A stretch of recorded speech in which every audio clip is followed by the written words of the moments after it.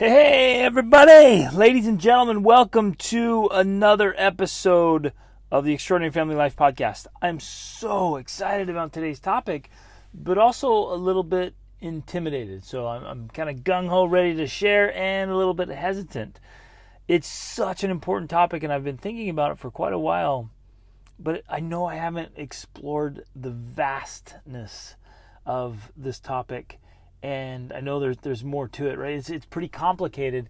So on one side it's quite simple, and the other side it's quite complicated. It's one of those topics where, man, we have to address it. We have to understand it. We have to get it.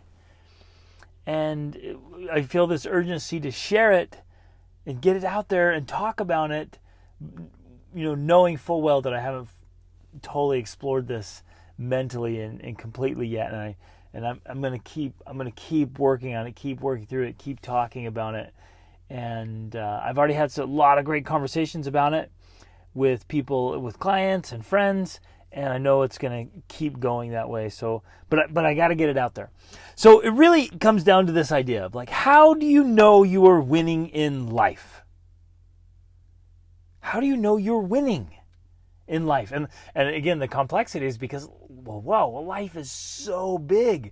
And so you might be like, well, wait, what do you mean in life? Like, what part of life?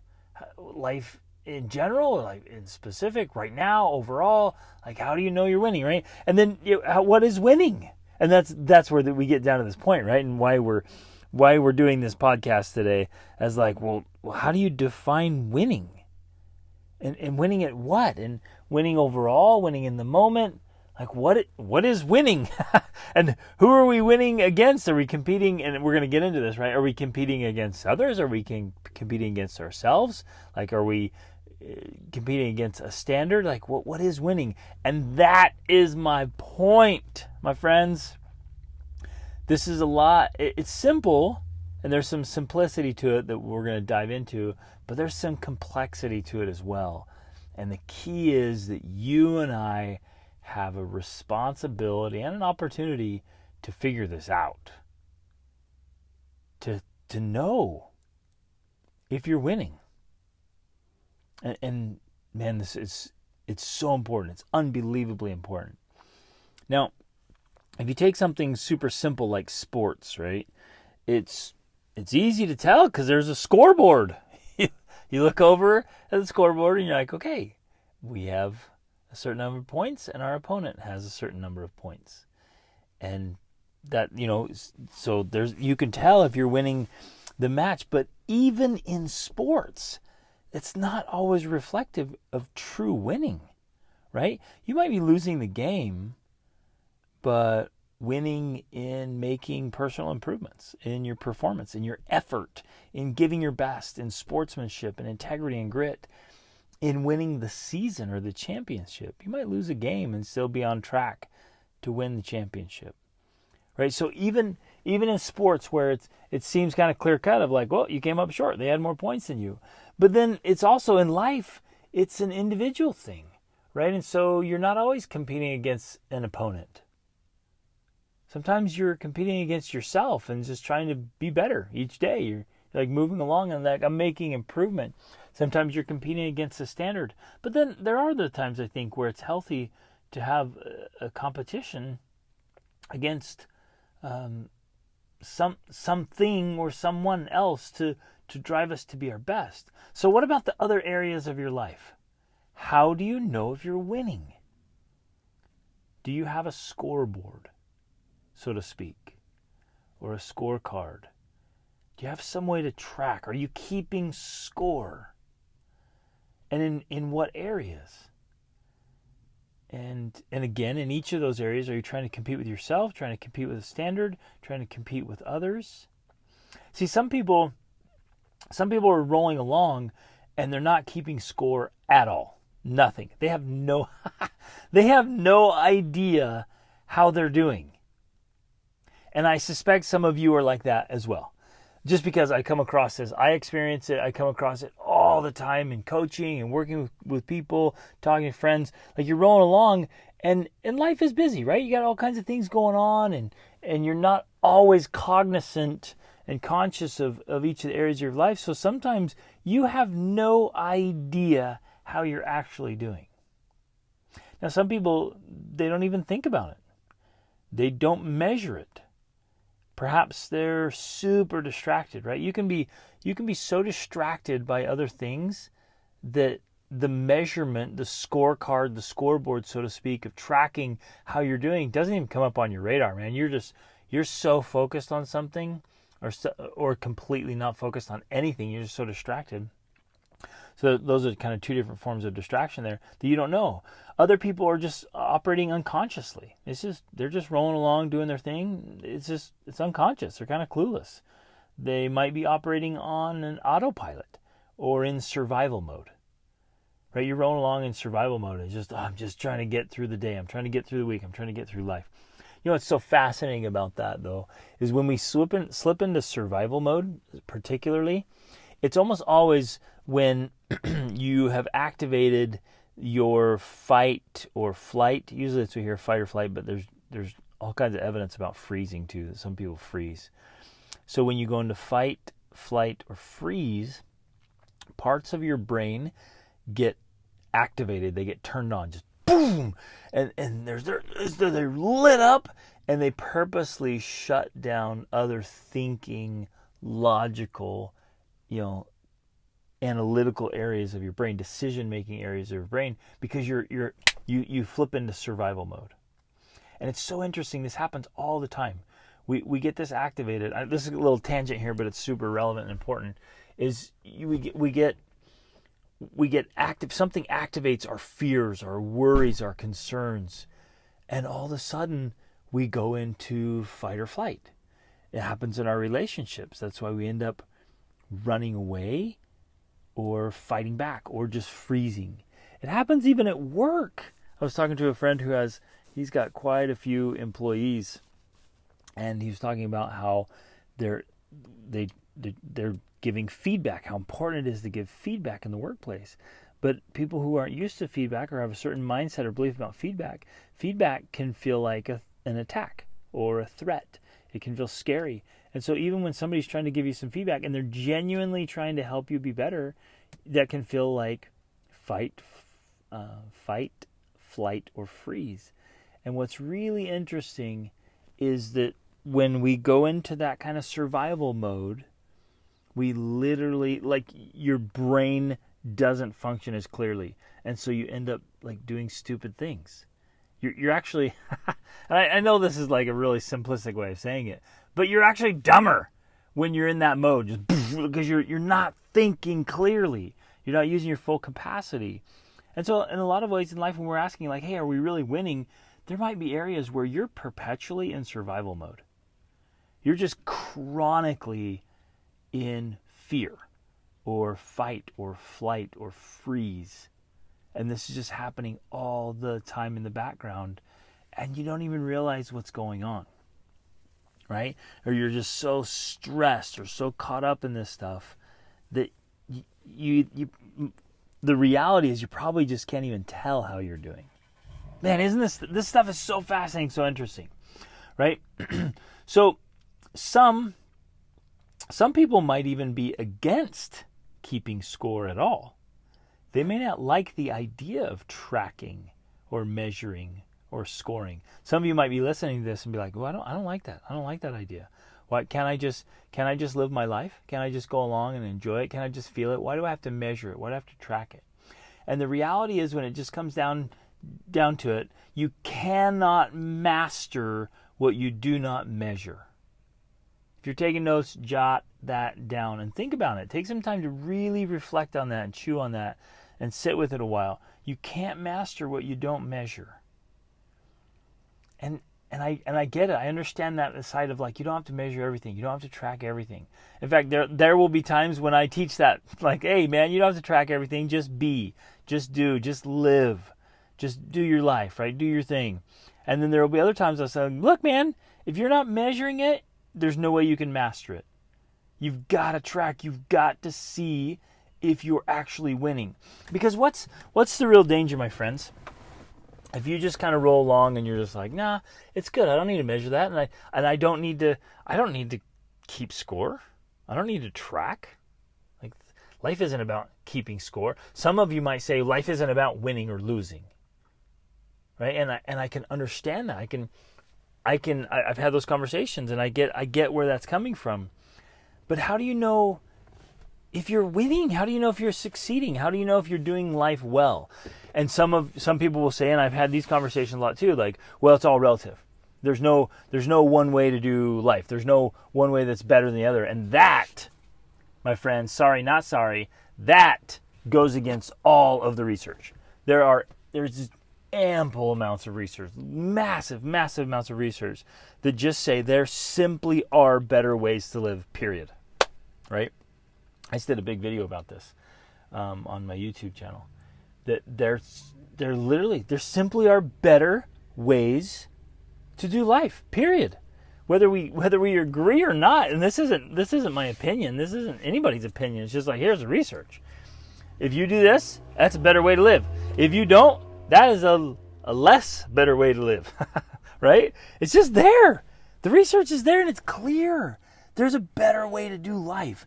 And so we want to do life well. And I know this group of people who's listening to this, you guys are go-getters, high achievers. You're good people and you want to succeed. You want to win. It doesn't necessarily have to be in comparison to anybody else, but it's a standard, I think, that you are pursuing. It's an ideal that you're holding up. And you want to win. And I asked a friend recently. I said, "Hey man, how do you know if you're winning?" And he says, "I feel it. It's just, how do I feel?" And I love that, right? And again, it's one of those things. This isn't always clear cut or simple or black or white. Because sometimes I'd say, yeah, go with your feelings. How do you feel on that? And if it feels right, if it feels good, go with it. Then there'll be other times, and you've heard me say, you know what? Sorry, your feelings aren't facts. Feelings are not facts. And sometimes we can be super deceived by our own feelings. And so that's not always a clear measurement. So as we're rolling along through this, and I want you to really think through this and chew on this. And you guys, if you have some cool ideas or insights or ahas or thoughts, message me. Shoot me a message on Instagram or Facebook, and connect with me on there if you haven't, or shoot me an email. But I wanna chew on this idea and really sit with it and let it marinate for a long time, because I think it's so important. We have to get down to a clear system that works for each of us, like to know, am I winning in life? So here's some of the thoughts that I've been having for quite a while.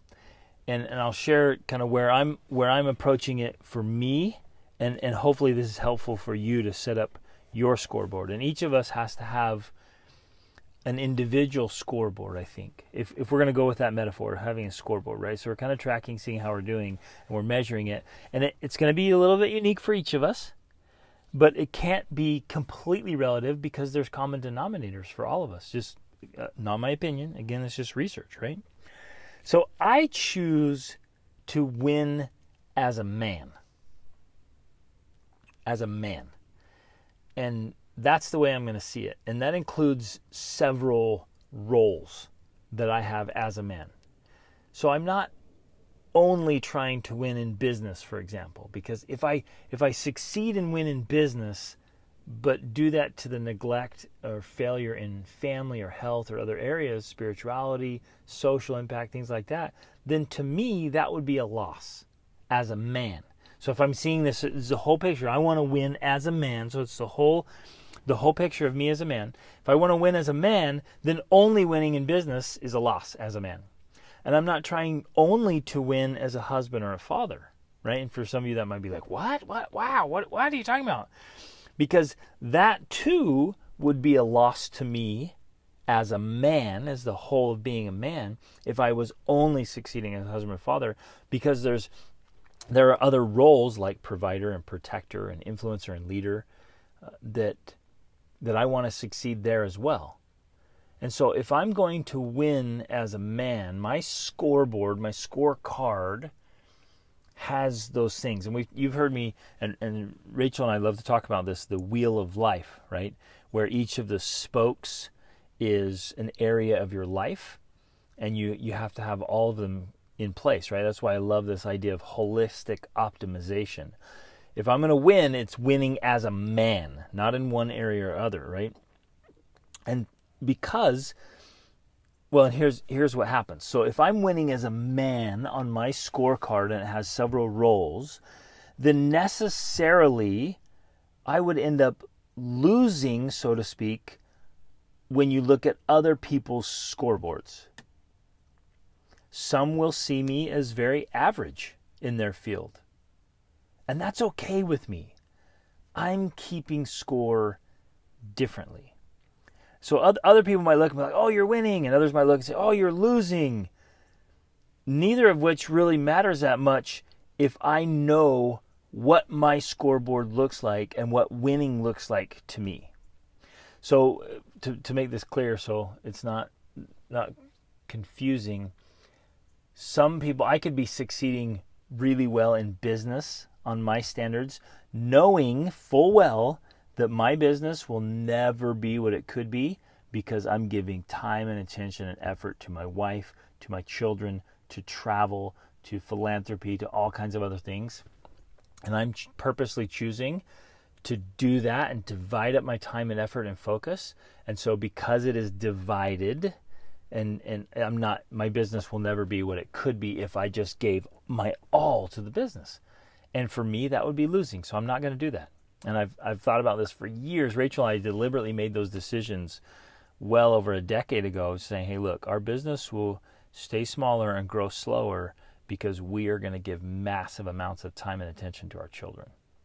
And we knew that. We knew the business would take a hit, right? And we thought through it, like, okay, well, we could take a few years and really give everything to the business, and the kids will be all right. But we decided not to do that, right? So stop. I want to invite all of you to stop getting caught up in other people's scoreboards. Stop living and measuring your work and your life by other people's scoreboards or scorecards or their metrics. And the key to doing that is creating your own scoreboard so that you will always be measuring, and instead of, right, because if you don't create your own scoreboard, then you will always be measuring yourself against other people's scoreboards or against no scoreboard at all, right? You're running up and down the field and never scoring. Right? Can you see somebody doing that? If you visualize in sports, there's up and down, all around, just running zigzag back and forth and going over and just having a great little time, but never scoring, like never measuring, never winning. And so I want you to think through this, and I have some suggestions and some ideas that I'm working on developing, and I'm sure you have some fantastic ideas. And again, I'd love your feedback to kind of put this whole picture together in a holistic way. But I want you to really spend some time with this and some thought and do some writing and thinking. Talk to your spouse, talk to your kids, talk to mentors and coaches and friends.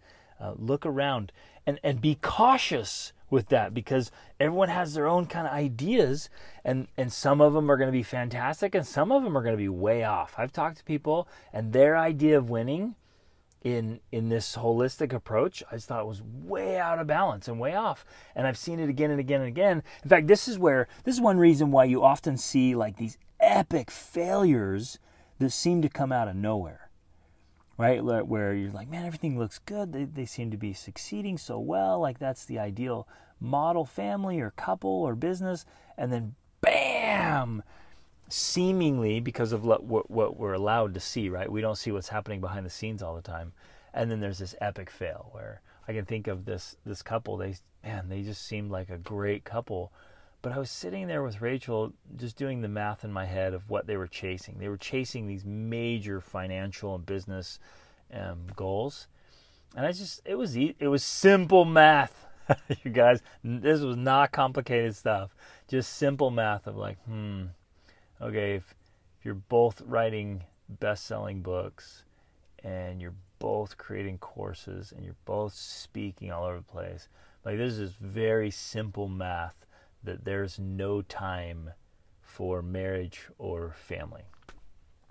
But they were putting on this show, man, putting on a show on social media, putting on a show of the business presentations, and then seemingly out of nowhere, divorce, families falling apart, and there's a big mess. Same thing happened recently with, I just heard about it this weekend and it broke my heart. I had gone to speak for this organization and go and do a training for the business, and had connected with this family years and years ago, and just a great family. But the business, like, they bought a business owner, and man, it just owned him. He didn't own that business, it owned him. And it just consumed his life, and tons of stress, and oh man, it was just too much. And then I saw that, I could see that, and thought, man, we got to get some strategies in place here so this doesn't go too far. And then she was really passionate into her work and her thing and the kids, and man, I just found out this weekend they this great family just divorced, separated, falling apart. Oh man, it just breaks my heart. Just breaks my heart, right? Because that to me is, and again, this is me, I'm just sharing my perspective here and hoping it's helpful. To me, that's losing as a man, even if I'm winning in one of those areas. I lose, for me, I lose as a man, right? And, well, okay, here's another interesting side thing, right? Talking about social media. There's actually social media scoreboards now of like how many likes you have and how many followers you have, and like social competition. It used to be like you keep up with, the whole keeping up with the Joneses was like your neighbors, right? Your neighbors kind of saw what you were doing, you saw what they were doing. Now with social media, it's everywhere. We're like literally comparing and competing all the time with people all over the world. That's generally not a healthy or good thing. And so there's these, again, you might be comparing yourself there and think, oh, yeah, but I'm losing. I don't have as many followers or many likes. I'm not getting as much engagement as so-and-so. And then you start living off that scoreboard. So again, circling back, what does winning look like in each of your most important roles? What does losing look like in each of those roles? And you please make the time and effort to sit down and write this stuff out. Give it thought, give it time. Say, well, first of all, you have to identify your roles, right? What are your most important roles? I suspect some of you have some roles that you got to just say no to. You got to drop. My friends, ladies and gentlemen, I feel this one so passionately. If you're going to succeed in life, if you're going to win, you can really only win at a few things. You can't do all of those things that you're trying to do. What happens is you end up doing all of them in a mediocre way or a really crappy way. And some of the most important roles get totally neglected and dropped and become epic fails. You can't say yes to so many things. But for some crazy reason, socially, in our society, we have this idea of like, yes. You're just constantly saying yes to all this stuff. And you're like, no, man, drop it. And with some intensity, with a little bit of fierceness, I want to challenge you and invite you to say no more often. To get so clear about your key roles and say no to everything else. All these other demands that people are pushing on you. And all these other invitations. Right, to what Wayne Dyer always called tribal functions, right? To all the tribal functions, just say no. And this may include, I know this is going to sound crazy, this may include saying no to your family members and your family functions, and extended family especially, right? The in-laws and your family, like, oh, well, got to do this and got to do that and got to do this, and say, you know what? No, sorry, that doesn't fit. That particular little program or idea or gathering or whatever, that doesn't fit into my key roles and what it looks like to win for me. And so I say no. It might even include saying no to things in your churches or your organization or nonprofit, the boards or the things you're involved in. You're going to really get clear about this. What does winning look like? What does losing look like? What are my most important roles? Say no to everything else. And so you might have to very respectfully decline. Ask to be let go or released or removed from a board or a position or a title or something. Is this making sense? Like, you've got to know so clearly what it looks like to win and what your key roles are, and then sit down and no joke, just write this out. Grab your journal today, open it up, and just identify your key roles, and then just spend some time writing. What does winning look like? What does losing look like? And it's impossible for you to win if you're not clear what winning looks like. So create your own scoreboard. Yes, it's going to take time. It's going to take effort. It's actually going to take some research and some discernment and some wisdom. And we all know that wisdom is not easily won. You're going to want to read from the greatest religious texts of all time, to study the lives and teachings of the best men and women that have ever lived. You're going to want to carefully analyze incomes and outcomes and the ultimate results in their lives, like their incomes and outcomes, right? You might look at people, and we have this real tendency to do this in a material-minded world. We have a real tendency to overemphasize income. Like, wow, this person made so much money. Like, that's what I want. That's where I'm going. That's a measurement of success. But we have to look at the whole picture, not just income or wealth in that case. And that's not to say you shouldn't have a massive income or great wealth. You totally can. But none of these should be to the total neglect and failure overall, holistically. And the last thing you want to do in life is to try to win on the wrong scoreboard. That's like climbing that proverbial ladder that's leaning against the wrong wall. Nor do you want to avoid being wrong so much that you never actually establish any scoreboard at all, there's a tendency to happen there. Of like, I don't want to be wrong. I don't want to be wrong. So you don't ever establish a scoreboard. You don't ever track anything. You don't want to do that either. And unfortunately, my friends, we cannot wait until you're 90 or 100 or 120 and you've had all that life experience to make your scoreboard. We don't have that luxury of like making the scoreboard from the end of life wisdom, right? And so we are left to make the best decisions we can right now and improve them as we go. Now, fortunately, there are loads of great books. Unfortunately, there are also loads of trash books filled with really stupid ideas and really bad advice.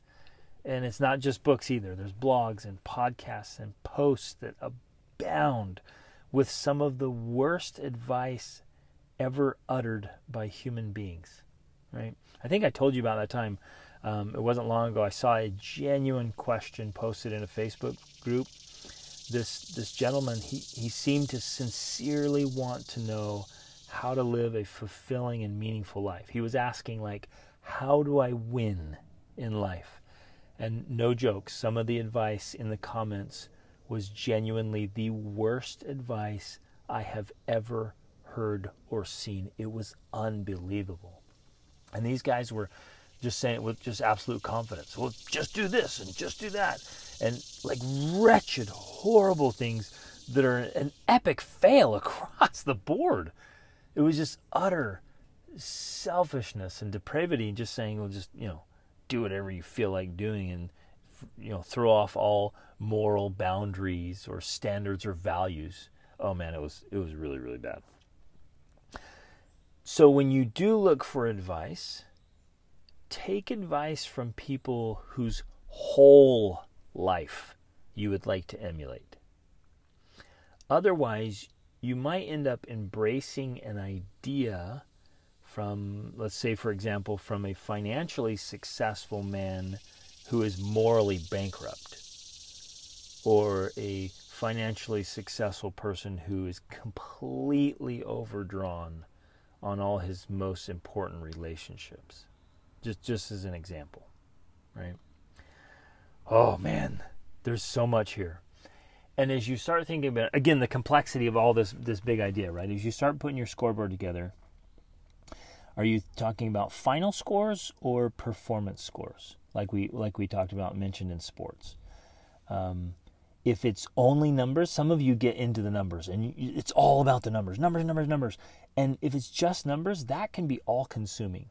So those of you who are my detail people, my numbers people, you love the numbers and the financing and the charts and the Excel spreadsheets, and you love looking at the numbers. That's great. That's fantastic. That's a strength. But if it's just the numbers, that can be all-consuming and get a little distorted.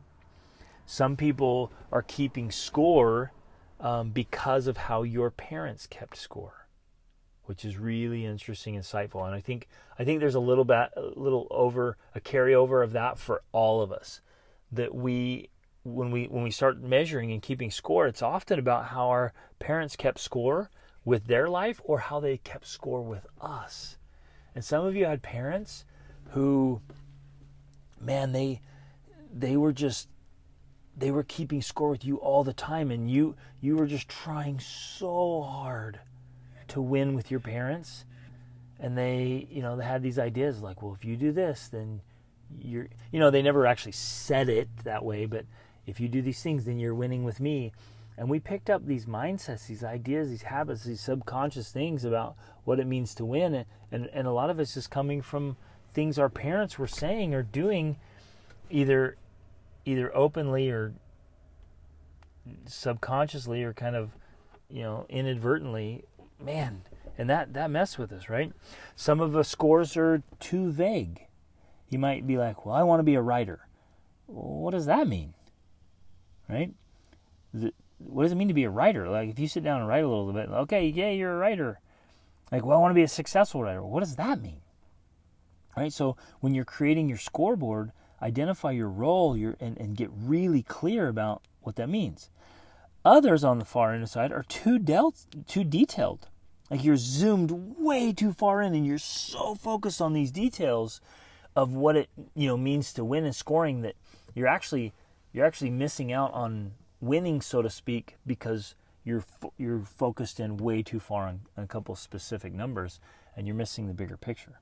You see, I'm trying to put. You can tell I'm trying to put together all my thoughts here on all these different aspects of ideas of this really important and complex concept or principle.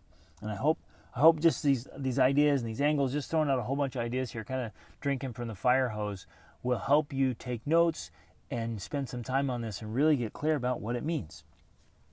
Again, I have to reiterate, please stop trying to win at lots and lots of things. You can only win at a few. That's just the nature of having 24 hours in a day and probably sleeping. You should be sleeping 6, 7, 8 hours a day.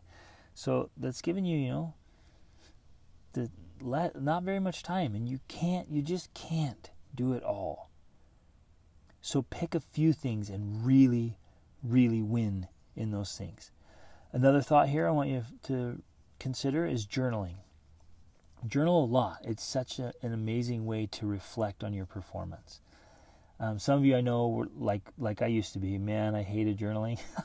I hated writing. Oh, I hated all that stuff. I was like, I just never want to write at all.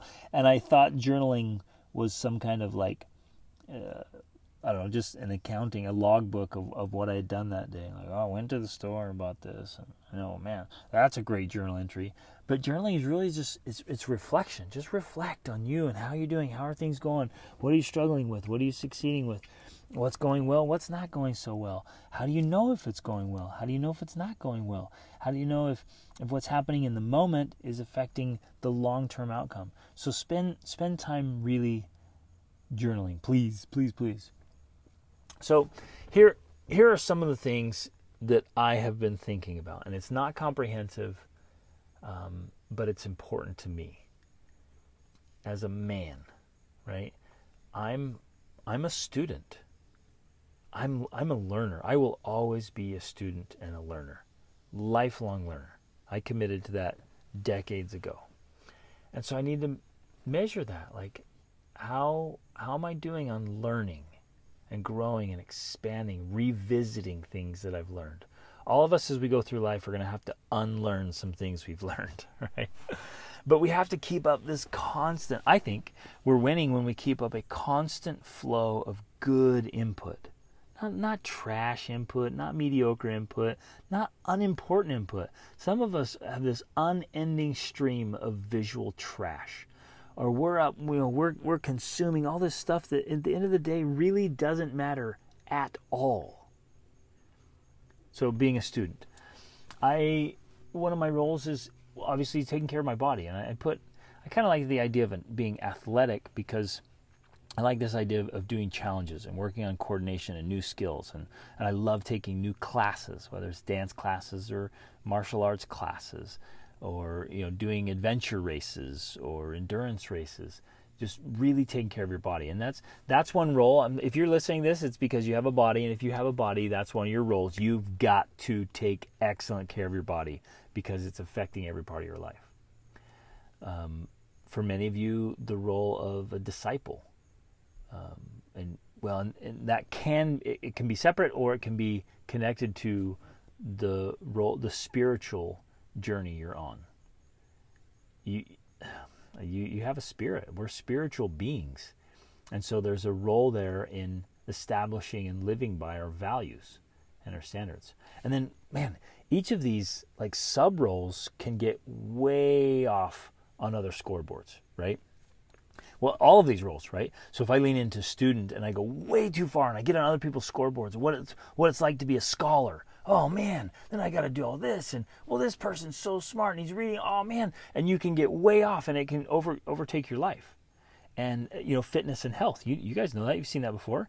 People who get that scoreboard becomes so important that they neglect all these other things, and they might just be smashing it in health and fitness, and you're like, yeah, I want to get on that scoreboard, it's amazing. Realize like, man, all their relationships are really struggling, or their finances are dead, or they just have this spiritual void, or maybe struggling mentally or emotionally, like any of those things, right? Because any of these can become way too much and get overdrawn and get off on messed up scoreboards, right?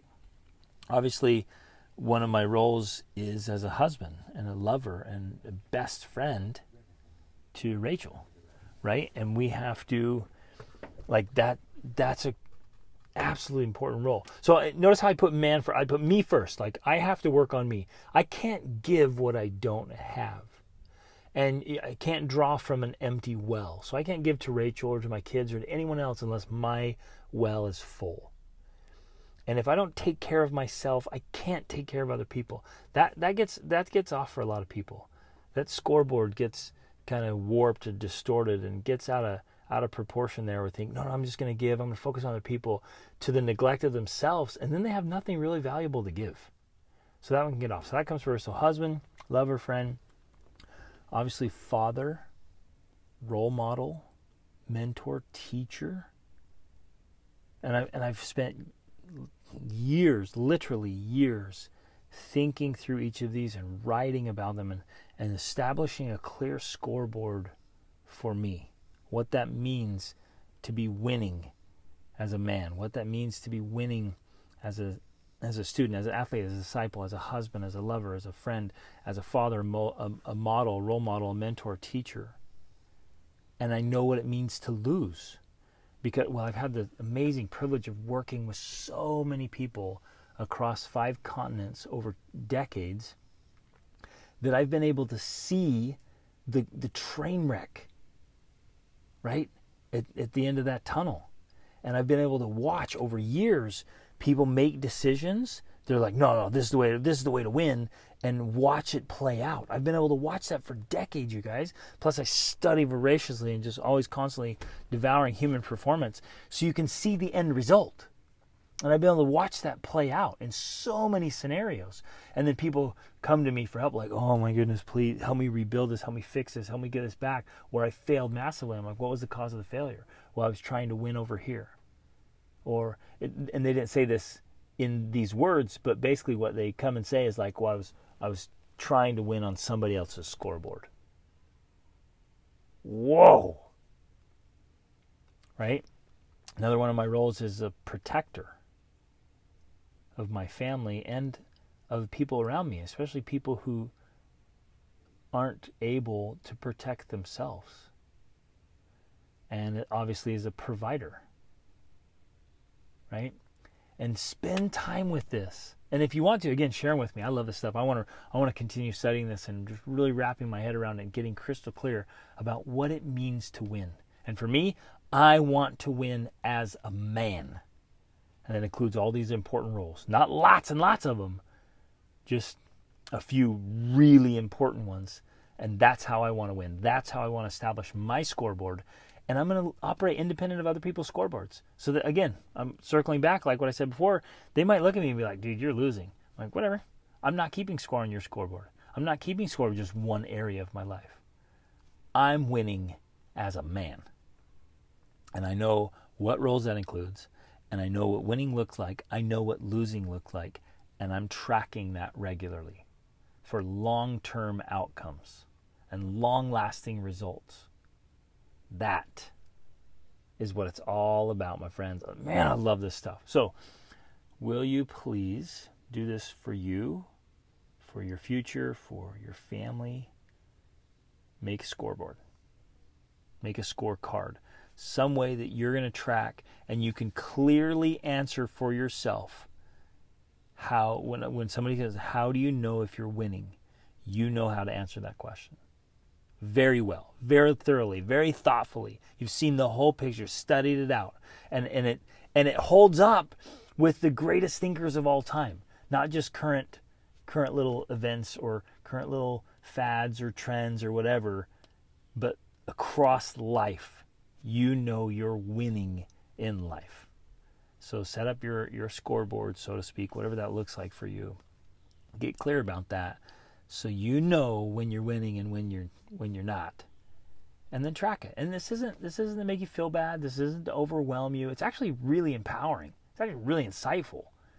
Talk about traumas like not knowing if all your efforts are actually doing anything, or not knowing if you're climbing a ladder that's against the wrong wall. Not knowing if you're trying so hard to win on somebody else's scoreboard. Right? That's terrible. But having your own scoreboard gives you a sense of clarity and purpose. It helps you get centered and grounded and know where you're at and where you're going and why. Man, I love this stuff. Okay, put that together. Share it with me. You guys, if this was helpful or insightful to you, be sure to subscribe to the podcast and to the YouTube channel that I've got going, and share it. If this is something, if while you're listening to this, you were thinking of friends or family, you're like, man, yeah, this is an important principle. Share it. Share this podcast. Help me in this mission to share these ideas and principles so that we can all win in life and win on scoreboards that really matter for each of us. All right, love you guys. Have an absolutely fantastic week. Reach upward.